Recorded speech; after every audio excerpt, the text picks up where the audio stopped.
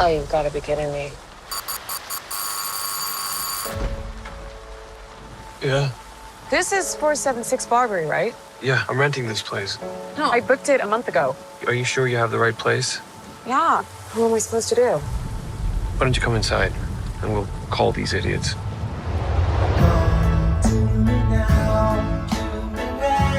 A young woman discovers the rental home she booked is already occupied by a stranger. Against her better judgment, she decides to spend the night, but soon discovers there's a lot more to fear than just an unexpected house guest. Yeah, Barbarian was, without a doubt, the best horror movie I saw all year. It was funny when it needed to be. It was scary when it needed to be. On a surface level of entertainment, it was really great. And, on rewatches, I found there was a lot more, layers to it than I originally expected. And, that was great. And I'd recommend it to serious film fans and people who just like going to the theater. It's a lot like Evil Dead in that way, besides the really frenetic camera angles and everything, that's very Evil Dead, but the way that it mixes horror and comedy was something I wasn't expecting. And this movie is very notoriously difficult to talk about without spoiling it, so I'll just leave it at that. Go see it. I give it a 4.5 out of 5. From my many wanderings on this earth, I had so much to say about imperfect fathers and imperfect sons, and about loss. A father's wish magically brings a wooden boy to life, giving him a chance to care for the child. However, the two of them have to struggle to find a place for themselves as Italy becomes embroiled in fascism. Pinocchio, or Guillermo del Toro's Pinocchio, since it's the third fucking Pinocchio movie to come out in 2022. It's also the best, but anyways. It's the latest Netflix animated movie, and it's just beautifully animated in stop motion. I love stop motion. I love when it's done right. In this case, it's very stylized. And it's the same basic Pinocchio beats that we all know and kind of love. Like, the wood comes to life, goes to the circus, swallowed by a whale. But like in the description, Guillermo del Toro, it was a really inspired choice to make it take place in a fascist Italy. And something I've never liked about the original Pinocchio is that Geppetto just wanted, the puppet came to life, and then Geppetto's all like, oh, I love boys. I've always wanted to have a little boy. But, here, it's like he loses his son in a bombing, and one night while he's grieving and drunk, he makes this wooden puppet son, and, it comes to life. And Guillermo del Toro said that the real emotional pull of the movie is Geppetto learning to become a father to Pinocchio, because for most of it, he doesn't really want Pinocchio around. It really emotionally affected me, and the ending was great. I loved it. 4.5 out of 5, might go to a 5 upon rewatches. What happens, happens.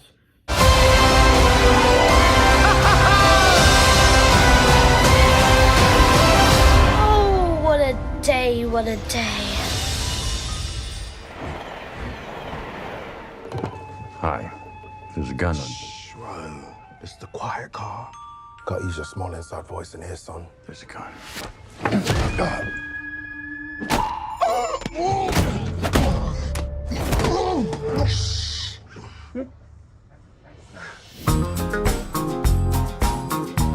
Ladybug is an unlucky assassin who's determined to do his job peacefully after one too many gigs have gone off the rails. Fate, however, may have other plans, as his latest mission puts him on a collision course with lethal adversaries from around the globe, all with connected yet conflicting objectives on the world's fastest bullet train. Yeah, Bullet Train, the latest film from director David Leitch, who in the past has directed Deadpool 2, Atomic Blonde, Hobbs and Shaw, and co-directed the first John Wick movie. I love this movie. It's just a really straightforward action movie. Feels like the kind of movie we don't get anymore because, for one thing, it's, a very grounded action movie. David Leitch did make Hobbs and Shaw, but I fucking hate the Fast and the Furious action. It's just awfully shot and it's way too over the top. So Hobbs and Shaw was a nice change of pace. But besides that, it's just this. It's a star-studded cast in a rated R action movie, and I went to the theater and people were like, "Oh, let me have a ticket for the Brad Pitt movie." Like they weren't saying Bullet Train. They were like, "Yeah, Brad Pitt." It's like with Top Gun Maverick, people were going, "I want to go see Tom Cruise," and it's like it feels like people don't go to the movies to go see movie stars anymore, and that was just fun for me.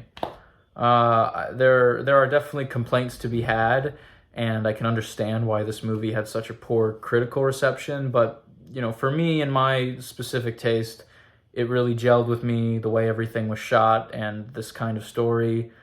And the only thing lacking really was that the ending kind of fizzled out. It didn't go out with quite the bang I thought it should have gone out with, but that's just me.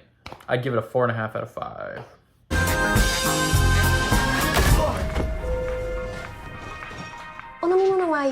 Oh, no, thank you. You know what? Do you have anything sparkling? That's the one. Thank you. Domo arigato. You sure you don't want to talk this out? Not particularly, no. Okay.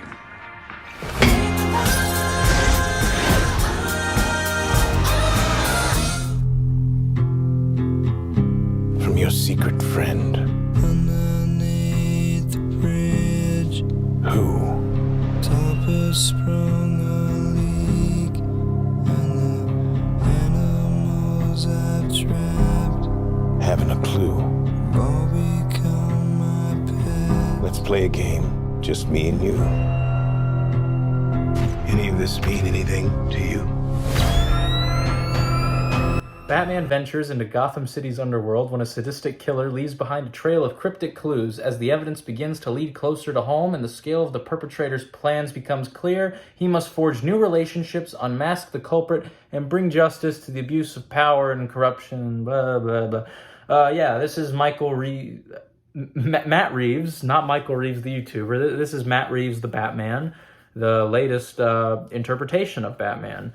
And I gotta say, it's wonderful. If you were to go back in time and tell 8-year-old Troy that this was going to be a movie, he just wouldn't have believed you. It is, without a doubt, the best Batman movie. It's not the best movie with Batman in it, though.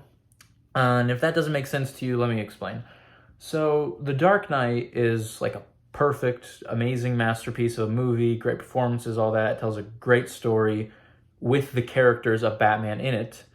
But The Batman, though it's not perfect, it's it's the best, most accurate interpretation to what Batman is. Like, what do we know about Batman? He's a detective. He's like a shadow of the night. He stalks his criminals like they're prey or something.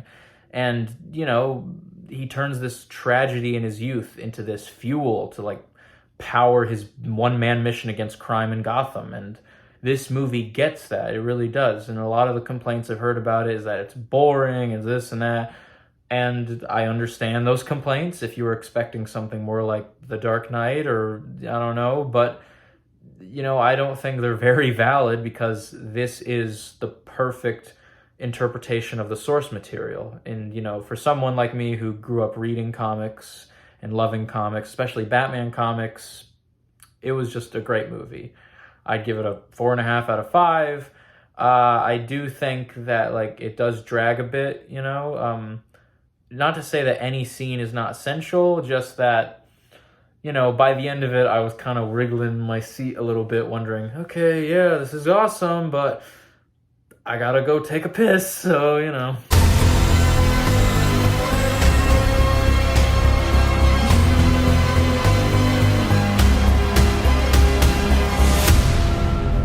You're part of this too. How am I part of it? You'll see. You could go anywhere in the whole world. Where would you go? I always want to be part of something bigger. I love that answer. Something that lasts, that means something. Something more important than life. Yes. It's written in the stars. I am a star. Decadence, depravity, and outrageous excess lead to the rise and fall of several ambitious dreamers in 1920s Hollywood as the industry begins to transition from silent pictures to the world of sound films. Babylon is the latest and probably last film by the great director Damien Chazelle. I thought it was great. Again, there have been complaints about this one saying that like it was hard to follow and it was boring, but like if you find this movie hard to follow and boring, then you probably wouldn't like Wolf of Wall Street or Goodfellas or Boogie Nights. And if you don't like those movies, then this really isn't the movie for you, so why are you watching it? Yeah, it's just, it's the classic rise and fall kind of story structure about that time of Hollywood. If you love movies, it's going to appeal to you, of course. The only complaints that I do feel are entirely justified are with the ending, which is pretty fucking out there. Like, if you don't have a good understanding and love of movies, then you're probably going to be sitting there shaking your head like, what the fuck did I just watch? No spoilers. But yeah, like I love the ending and I love everything in it, but to get to the ending, I wish it was just a bit smoother of a transition. And again, like with the Batman, I don't really think you can take out any scene. They're all pretty essential, but maybe just second draft it. Maybe make a second draft of the script. I don't know. I'm not Damien Chazelle. Quite frankly, I'm glad I'm not Damien Chazelle because this movie fucking bombed at the box office. Barely anyone saw it. And while it is funny to sit and laugh at another man's dreams failing, it kind of sucks that this movie didn't do as well because I like movies about movies and they never really do well. I'd give it a 4.5 out of 5.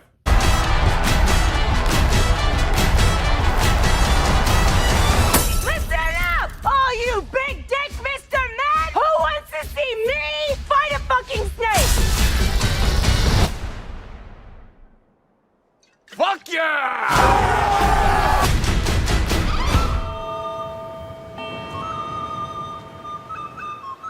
Call him Sonny Larry. Didn't you and he used to be the best of friends? We're still the best of friends. No, you're not. Who says we're not? Sit somewhere else. On a remote island off the coast of Ireland, Poddig is devastated when his buddy Colm suddenly puts an end to their lifelong friendship. With help from his sister and a troubled young islander, Poddig sets out to repair the damaged relationship by any means necessary. However, as Colm's resolve only strengthens, he soon delivers an ultimatum that leads to shocking consequences. The Banshees of Inisherin is a very dark comedy that I fucking loved. I was lucky enough to go see it in theaters with a friend, and let's just say if you've ever gone through any sort of breakup, whether it be romantic or, friendship-wise, you're gonna very much relate to this movie. It's, it just covers all of the messy, kind of, funny from an outsider perspective details that happen when a relationship ends from both sides. Like we can empathize with Colm, who justifiably doesn't want to be trapped in this, one-sided friendship, and Poddig, who, is like, he's reacting in embarrassing, overly dramatic ways, but like, that's how it feels when, a relationship ends for some people. I think it was Video Game Donkey, of all people, in his La La Land review that said, since we're not feeling the emotions in the movie, in order for them to be properly conveyed, things have to be exaggerated in movies. And so, in real life, we may not cut off our fingers and throw them at each other, but we probably feel like doing that sometimes. So yeah, it was just a masterfully done movie, perfectly balanced comedy and drama, and, all Oscar-worthy performances all around, and I'd give it a 5 out of 5.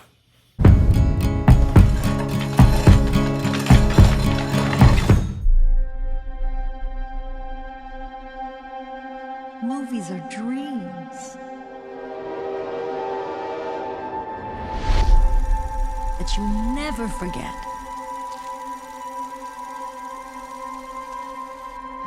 Sammy?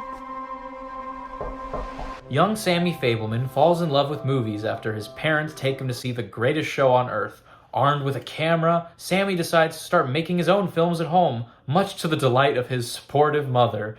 Yeah, I actually just got this in the mail. This is The Fablemans. I pre-ordered this in December. Look at this piece of shit.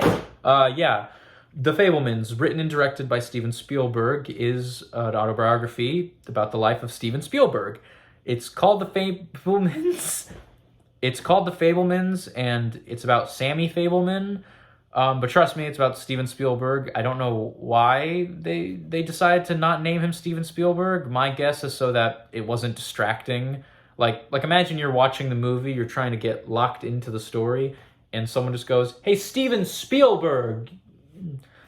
I think that's why they did it. I don't care to look that up. Anyways, yeah, it was just as someone who's grown up making shitty home movies and watching movies and falling in love with movies, it spoke to me. It's a relatable movie in that way.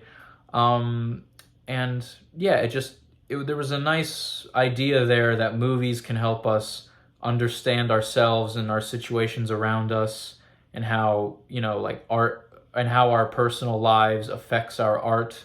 Just clearly very personal stuff for Spielberg. This movie was probably therapeutic in a way for him. Steven Spielberg said in an interview that this time he couldn't hide behind, fake dinosaurs or sharks. It was just a movie about him and his problems growing up. It's a very unflattering portrayal of his parents. And yeah, the drama was great, but what mattered to me was the fact that finally, I had a movie that I could relate to in the same way that I'm sure people who love football relate to something like The Blind Side or something. I don't know. It was just a nice underdog story about a boy with a camera and a plucky attitude and a disapproving father. Who doesn't love that? And I'd give it a 5 out of 5, even though it's a very flawed movie. But this is my list, not yours, so. What was your favorite part?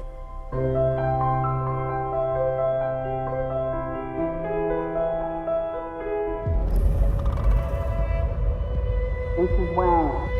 Mrs. Wang. Mrs. Wang, are you with us? I am paying attention. When an interdimensional rupture unravels reality, an unlikely hero must channel her newfound powers to fight bizarre and bewildering dangers from the multiverse as the fate of the world hangs in the balance. Yeah, Everything Everywhere All at Once is probably the most talked about movie of the year. It's probably what's number one on most people's lists. I found that like 40% of the conversation around this movie is, oh, it's amazing, it's the best movie ever, it's perfect. 40% of it is, oh, it's shit, it's overrated, blah, blah, blah, film Twitter. And, that little minority just likes it for what it is. I'm part of that minority. I really appreciated the way it balances sci-fi and drama. It's not something I see done well a lot. Yeah, fuck Denis Villeneuve. For example, if you know me, you know that I really harp on the opening scene of a movie. Like, that's the most important scene to me. That's like my favorite scene in almost any movie I love. And all of my favorite movies have a banger of an opening scene. And the way this movie opened up is just like 20 minutes of just drama with the family. And that might seem strange considering how fucking bizarre this movie gets. But it's great because it perfectly sets up the characters, what's at stake with them, and you get a really good understanding of this family. And so when shit hits the fan later, you kind of have an idea in your head of how they should react and, why it's funny. How they should react and why it's funny. So, when shit hits the fan later, it's really funny and satisfying to see them react in ways that make sense. And this sounds like it should be a simple thing that all movies do, but they don't. So, I think the best thing about this movie is the characters, and I'd give it a 5 out of 5. Very original, I know, but still.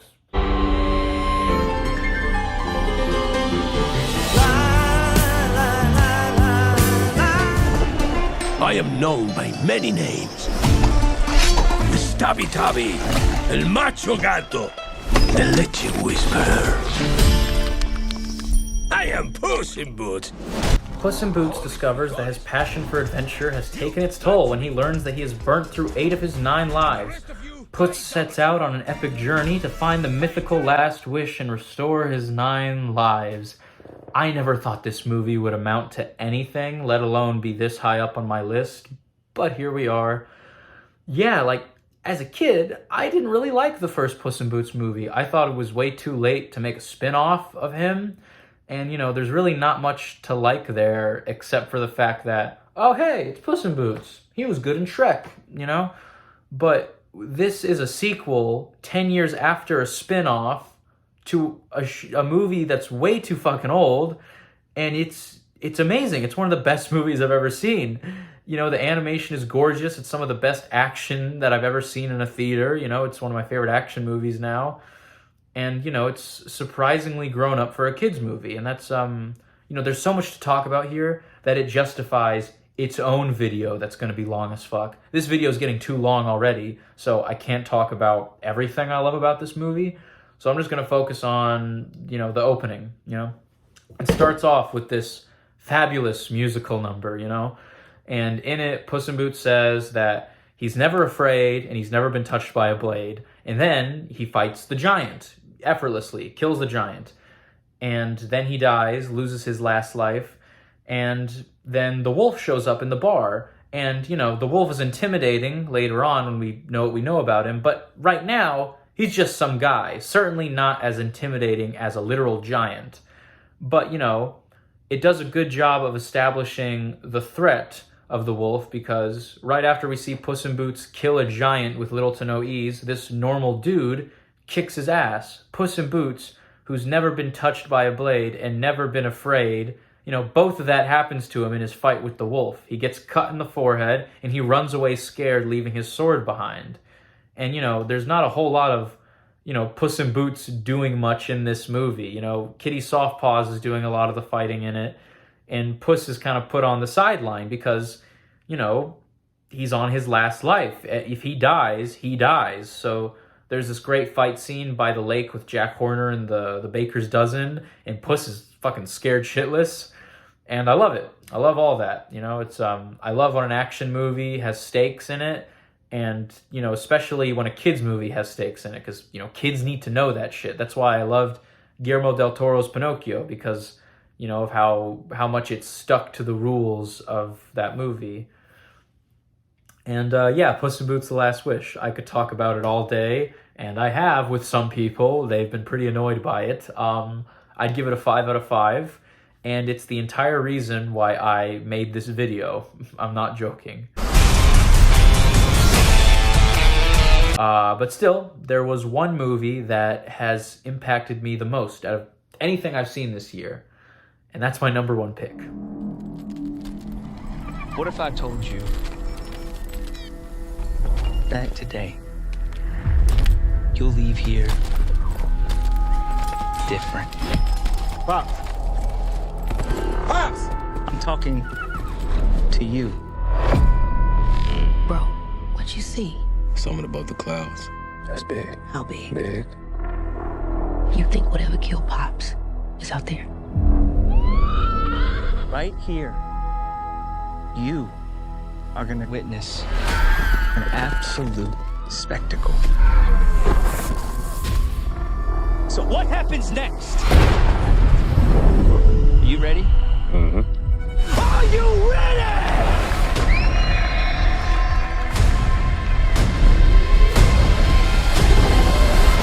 Here we go.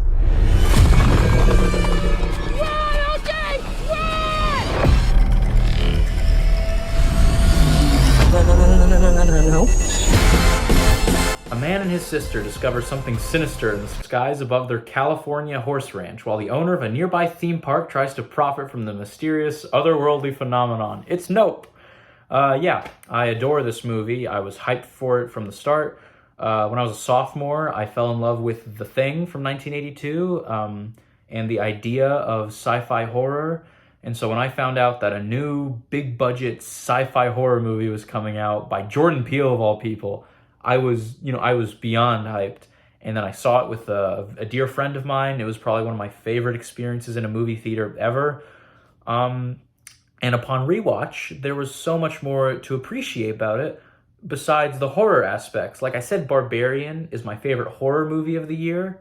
It's the best horror movie of the year, and that's true because Nope is so much more than the genre of horror. Like, you cannot, put it in any box. Like, there's the political aspects to it, spectacle and all that.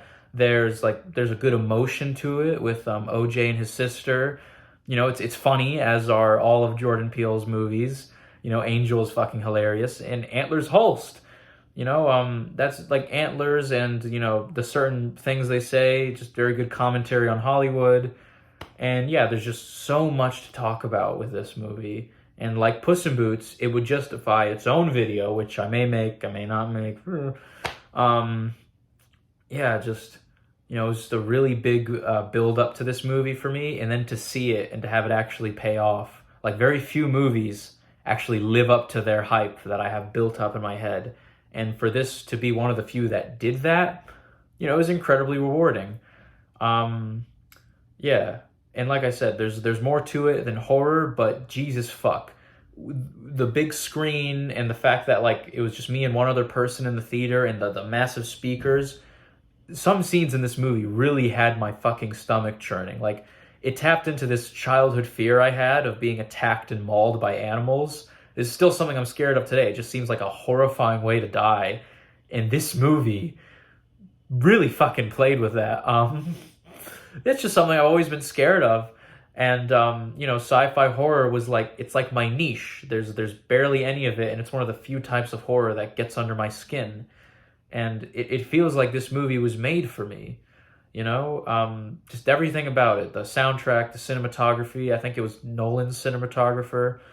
It's a beautiful film, my favorite of the year easily, and, you know, I'd give it a 5-star, obviously. You'll be getting a call from my supervisor asking how my service was. 5 stars, Angel, 5 stars.